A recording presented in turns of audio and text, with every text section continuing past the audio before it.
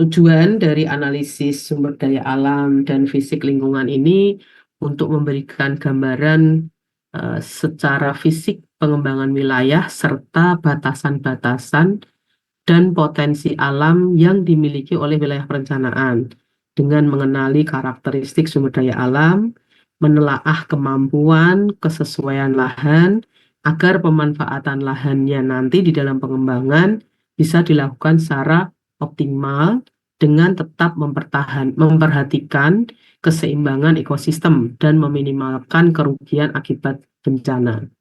Jadi di dalam pola ruang itu prinsipnya adalah mengembangkan seoptimal mungkin ruang, lahan, tetapi dengan memperhatikan batasan-batasan yang berupa keseimbangan ekosistem dan kemungkinan eh, terjadinya bencana ya. Jadi meminimalkan kerugian akibat bencana.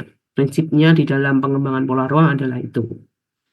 Sehingga nanti akan berfungsi sebagai masukan di dalam penyusunan rencana tata ruang dan maupun rencana pengembangan wilayah, bisa rencana tindak, rencana investasi, dan lain sebagainya. Dan untuk mengenai daerah-daerah mana atau wilayah-wilayah mana atau bagian dari wilayah mana ini yang bisa dikembangkan secara optimal dan mana yang harus dikendalikan dan mana yang harus benar-benar direm dan itu tidak boleh dikembangkan gitu.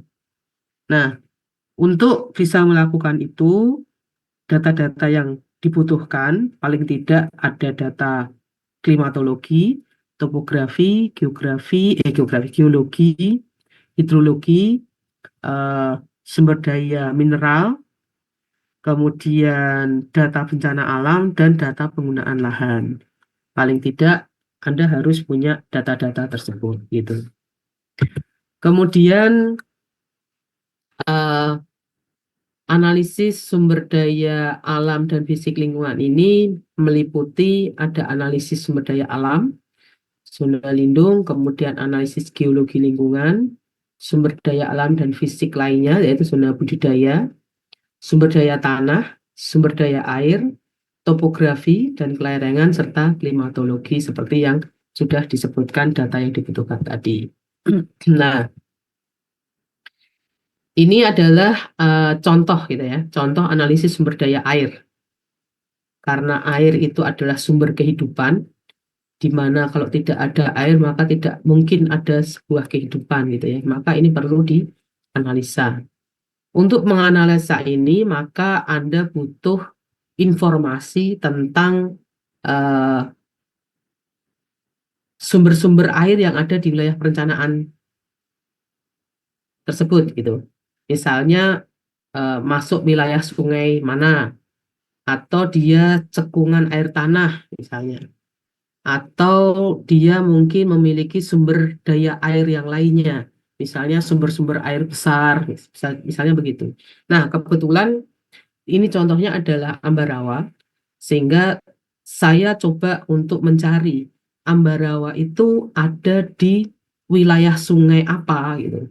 Ternyata Ambarawa itu kalau dalam peta wilayah sungai, dia ada di wilayah Sungai Jeratun Seluna.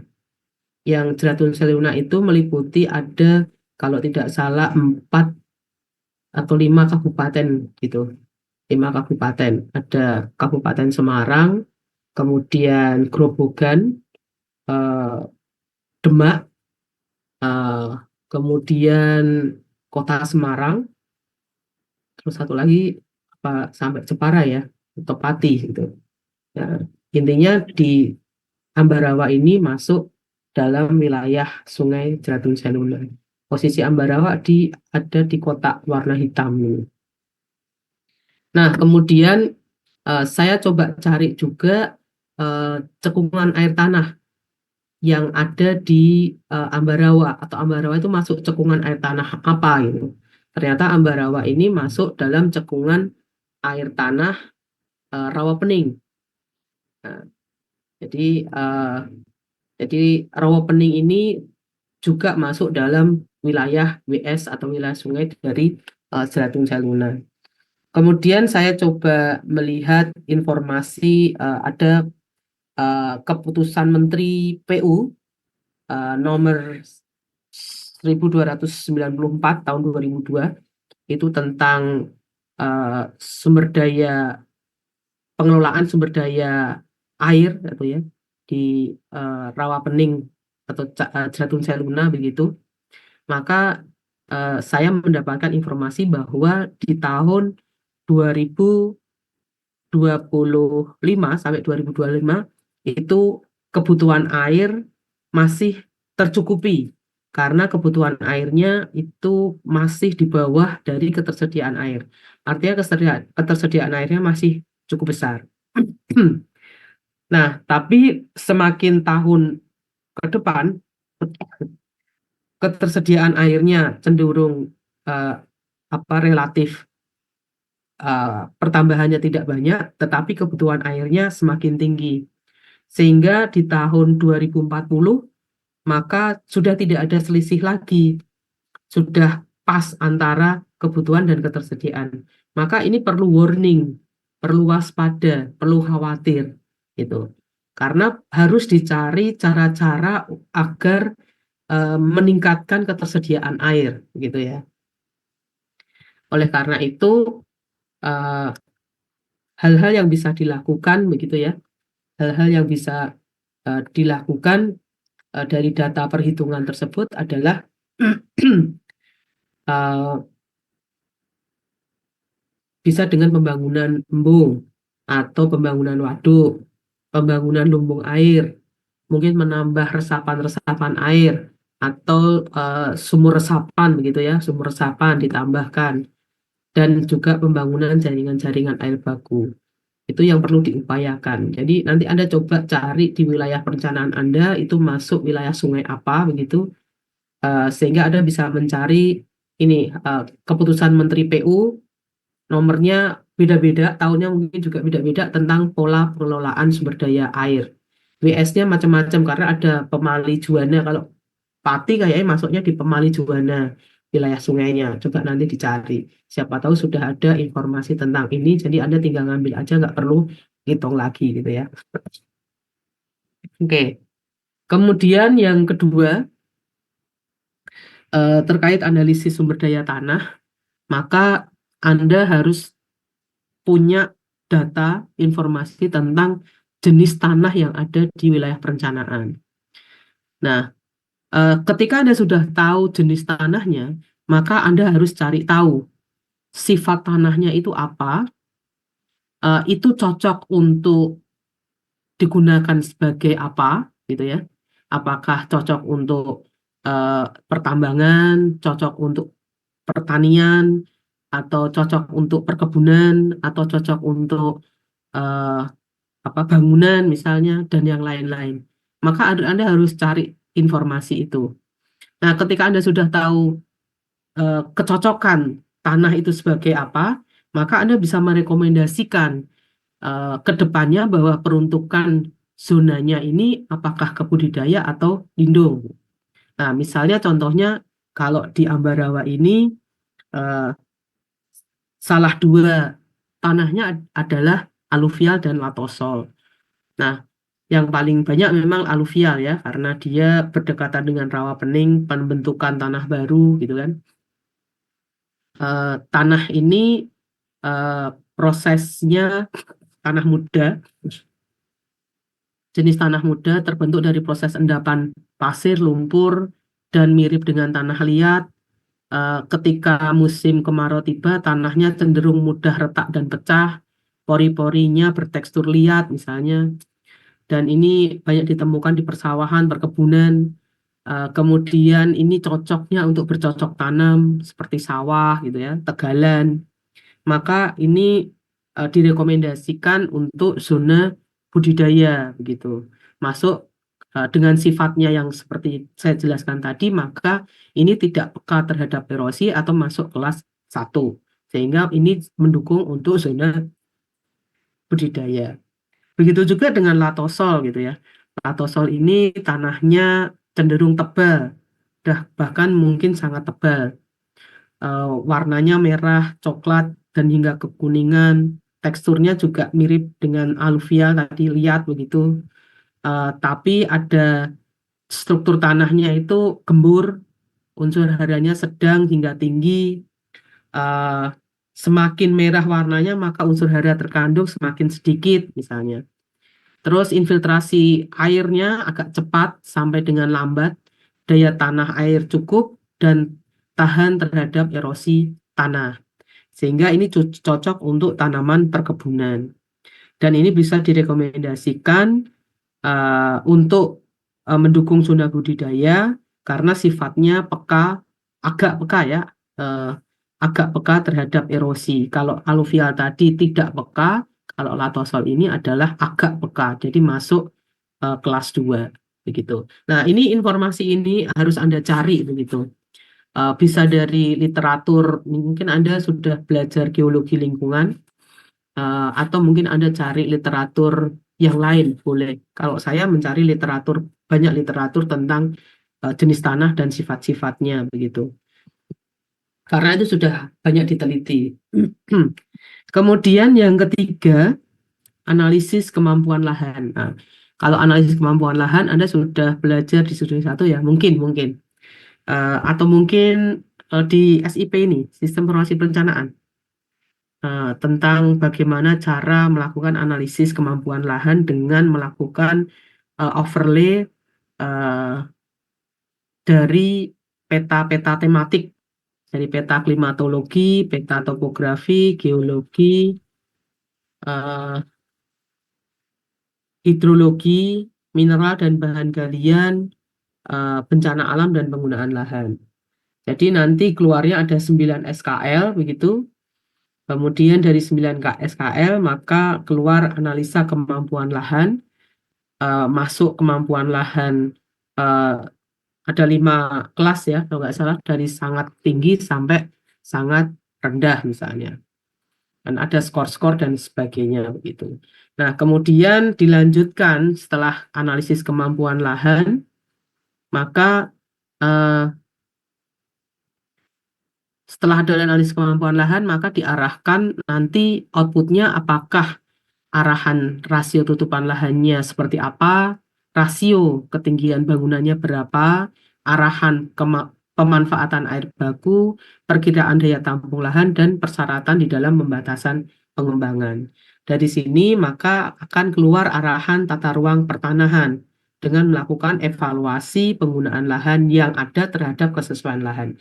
Jadi kalau Anda sudah punya kesesuaian lahan, terus Anda overlaykan dengan penggunaan lahan, maka akan ketahuan evaluasinya seperti apa. Apakah ada lahan-lahan penggunaan lahan existing yang berada pada tidak berada pada peruntukannya, tidak berada pada kesesuaian yang tepat, sehingga itu akan bisa menjadi bencana gitu ya, atau menimbulkan kerugian yang tinggi begitu. Ya, sebentar ya.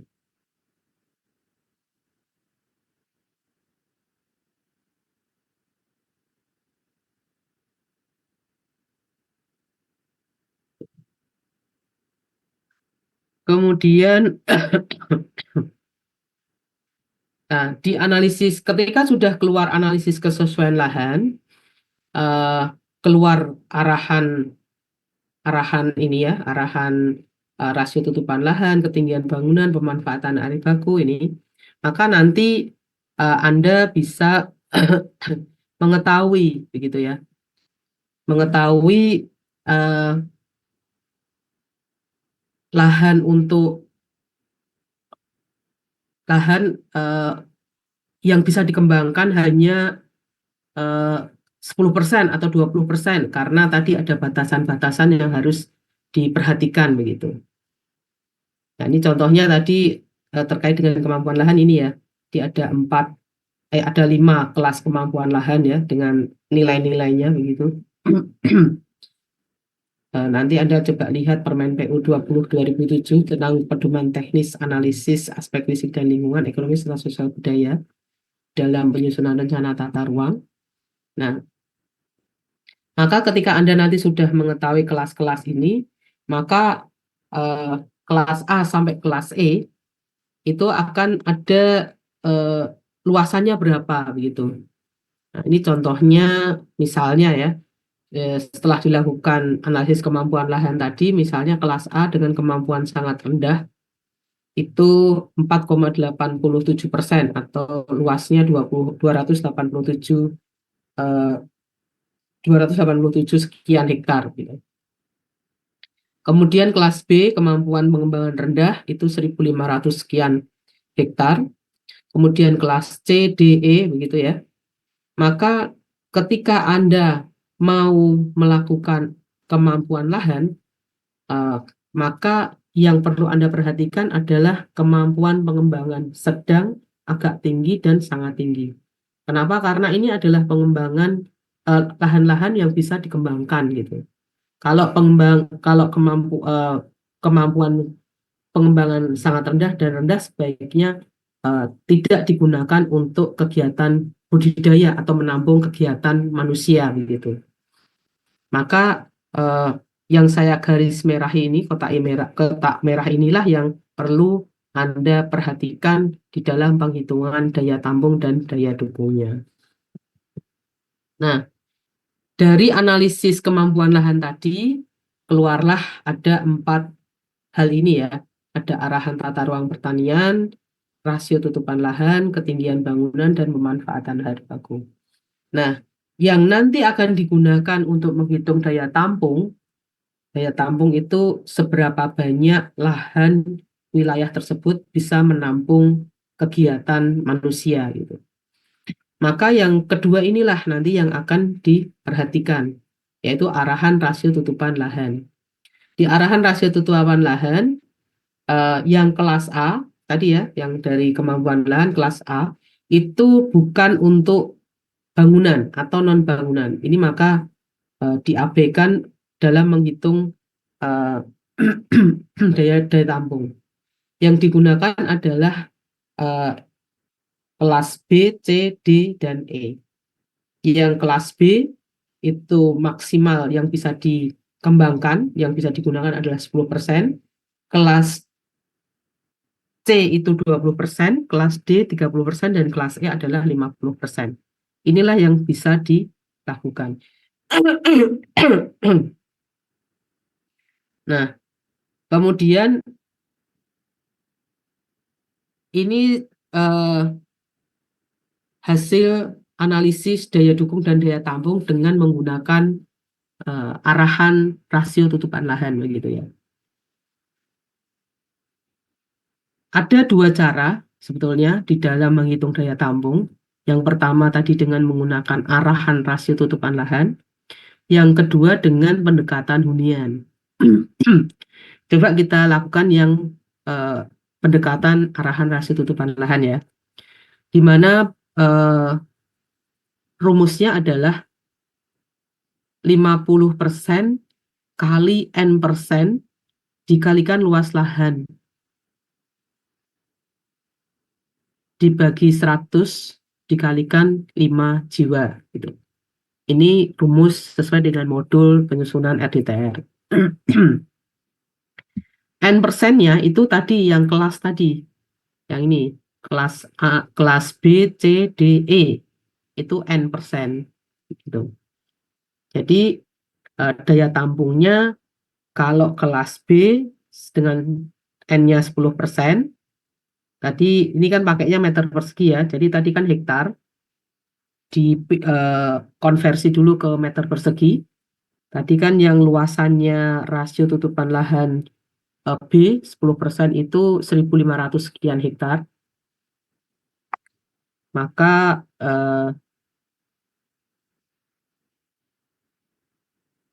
meter perseginya ada salah di ini. Harusnya 1.000 ini ya. Sorry.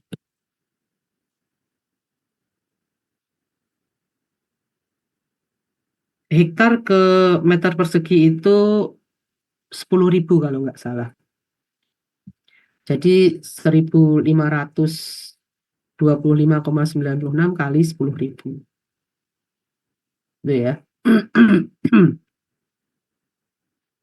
Kemudian Yang 20% itu, sebentar, cek dulu deh. Nanti kalau salah. Yang 10%, oh ini baru persentasenya ya. Ya, luasannya ini kan belum kelihatan di sini ya. Nah, luasannya itu sekian. Jadi dicari luasannya hektar gitu. Kemudian setelah itu dijumlahkan di ini ya 50% daya tampungnya dengan hitungan 50% dikalikan N persen kali luas lahan dibagi 100 kali 5 jiwa, maka ketemunya adalah 260.696 jiwa. Maka daya tampung wilayah perencanaannya adalah sekian. Yang A, kelas kemampuan lahan A itu tidak dihitung karena memang itu bukan untuk bangunan, non bangunan. Nah, kemudian perhitungan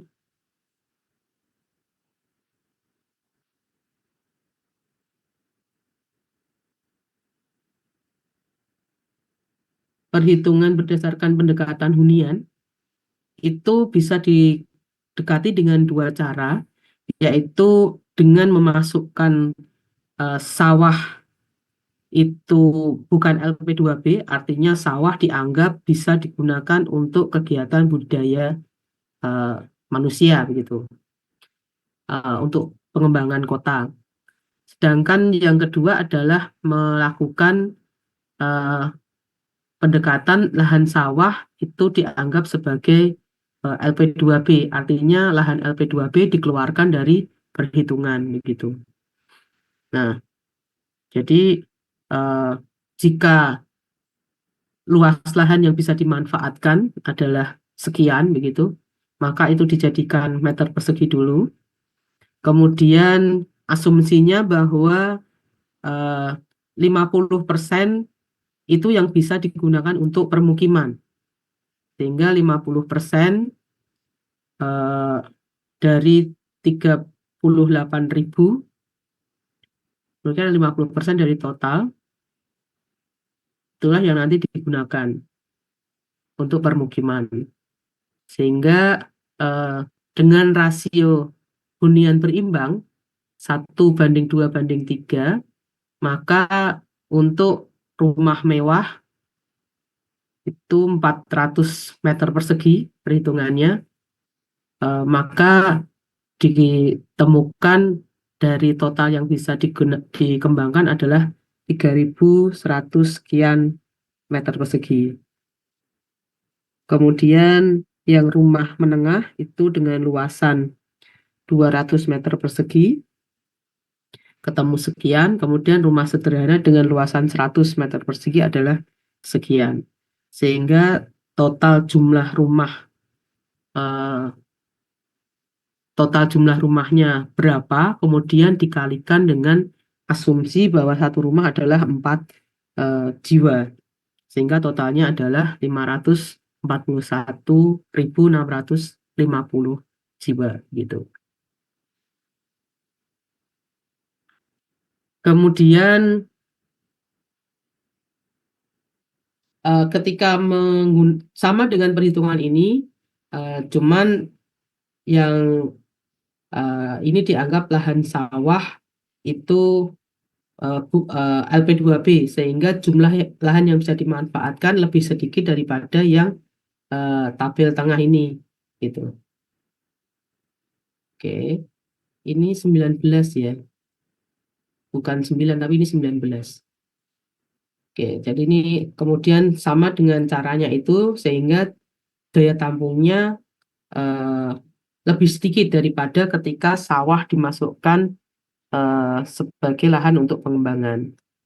Jadi kalau dengan sawah dikeluarkan dari perhitungan, maka total daya tampungnya 443.183 jiwa. Kemudian ini coba disandingkan antara proyeksi jumlah penduduk dengan daya tampung gitu. Eh, Kalau skenario 1 pendekatan hunian yang lahan sawah itu dianggap sebagai LP2B, sorry, Eh, lahan sawah dianggap sebagai LP2, bukan LP2B, maka kalau disandingkan dengan proyeksi jumlah penduduk di tahun 2041, maka masih mencukupi begitu ya. Karena di 2041 itu kan proyeksi penduduknya adalah 301.000 sekian.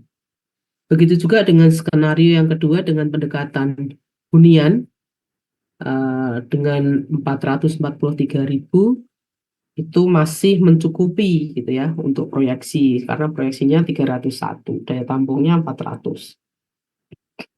Tapi yang skenario yang ketiga dengan arahan rasio tutupan lahan tidak mencukupi karena jumlah proyeksinya lebih besar daripada daya tampung. Gitu. Oke, ini salah, ini yang ini adalah 19 ya. Ini 19. Ini juga.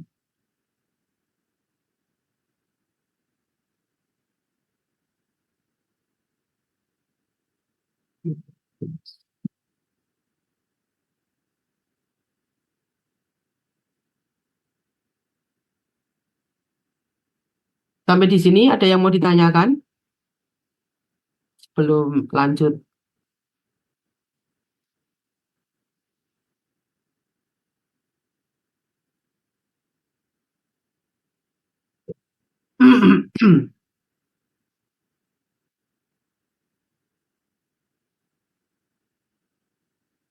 Nah, ini contoh analisis sumber daya alam, fisik, dan lingkungan ya, dengan cara yang tadi, gitu ya. Ini saya coba menghitung yang Ambarawa begitu, tapi saya juga menghitung dari ketersediaan air. Jadi dari selain jumlah penduduk tadi, Ambarawa ini saya hitung dari ketersediaan air, karena ketersediaan air penting, tidak hanya lahan saja, airnya cukup atau enggak gitu. Dengan data yang sudah saya jelaskan sebelumnya tadi, bahwa ketika dihitung ketersediaan air dengan perhitungan debit air hujan, intensitas air hujan dan seterusnya, maka kebutuhan daya tampungnya itu bisa 40 juta sekian liter per hari begitu. Sedangkan proyeksi ya, proyeksi kebutuhan air sampai dengan 2043 itu 8.500 sekian liter per hari. Jadi kalau dari ketersediaan air masih mencukupi karena daya tampungnya jauh lebih besar. Kemudian kalau dihitung dari rasio tutupan lahan, ini juga masih mencukupi karena proyeksinya 73.000, daya tampungnya 163.000 sekian. Begitu juga dengan skenario yang kedua dengan pendekatan hunian, bahwa lahan pertanian dianggap sebagai LP2B dan lahan pertanian dianggap bukan LP2B. Kalau dianggap bukan LP2B maka daya tampungnya jadi jauh lebih besar begitu. Ya, gitu ya. Jadi kalau dari petanya kesesuaian lahan, maka bisa dilihat bahwa area perkotaan ini adalah bisa untuk kawasan budidaya tanaman semusim dan permukiman. Juga ada yang di atas sedikit yang warna hijau muda. Kemudian yang warna hijau tua itu kawasan budidaya tanaman tahunan. Tanaman tuh tanaman yang tegakan tinggi gitu ya. Kayu-kayu kayak gitu. Perkebunan biasanya. Kemudian yang warna orange ini adalah kawasan penyangga. Kemudian dari kemampuan lahan itu ada dua, kemampuan sedang dan agak tinggi.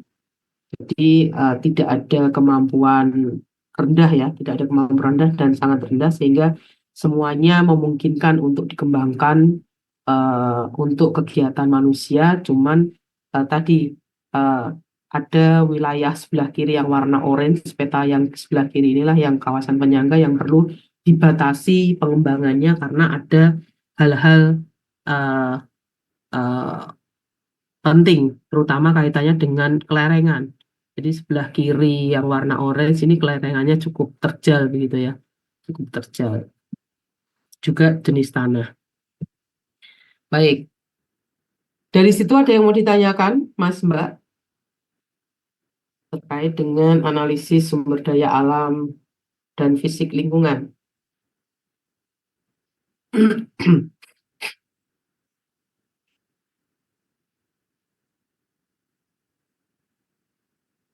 Tidak ada?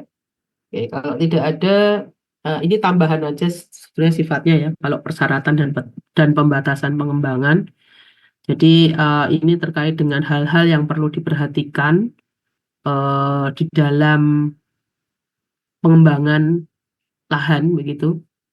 Jadi perlu melakukan inventarisasi kendala fisik dari masing-masing arahan peruntukan lahan, dari klasifikasi kemampuan dan satuan kemampuan lahannya. Jadi kalau dari masing-masing satuan kemampuan lahan dari yang hidrologi dan seterusnya ada 9 itu kan ketahuan sebetulnya daerah-daerah mana yang perlu diwaspadai karena ada kendala-kendala fisik gitu. Kemudian menginventarisasi batasan-batasan pengembangan pada masing-masing arahan peruntukan lahan. Eh, Kemudian menentukan persyaratan dan pembatasan pengembangan. Misalnya, eh, karena sebetulnya di arahan rasio tutupan lahan itu sudah akan kelihatan pada arahan yang non bangunan tadi ya, kelasnya sangat rendah itu kan bukan untuk bangunan, itu pasti ya. Nanti coba disampaikan eh, hasil analisis sumber daya alam fisik lingkungan setelah pertemuan setelah Lebaran. Masuk Lebaran tuh tanggal 9 kalau nggak salah ya. 9 hari Rabu berarti hari tanggal 14 kita ketemu ya. Baik, cukup. Tidak ada yang perlu ditanyakan lagi. Ya, kalau tidak ada yang ditanyakan, pertemuan keempat pada sore hari ini saya cukupkan. Sebelum saya akhiri, silahkan on cam semua. Saya mau eh, data kehadiran.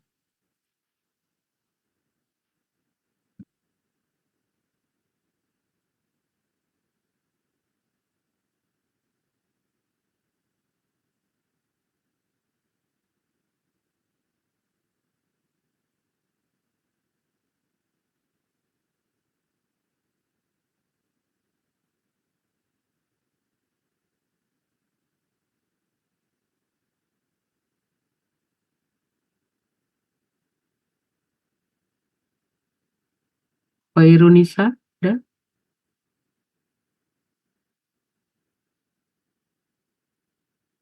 Amanda,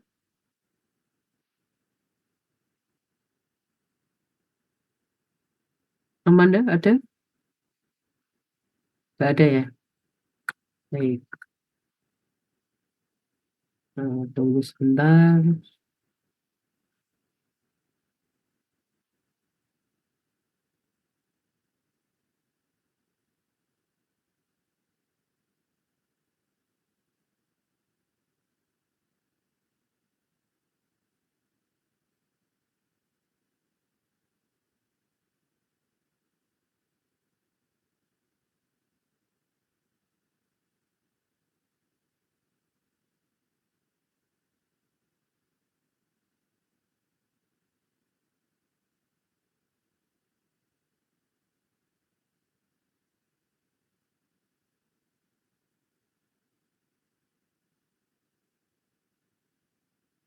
Hmm.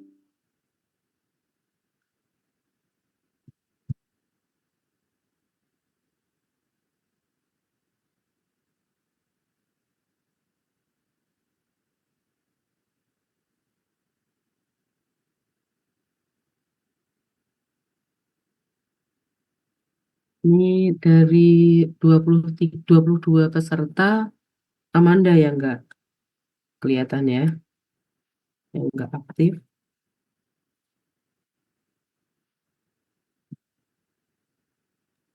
Hadir, Bu. Bentar.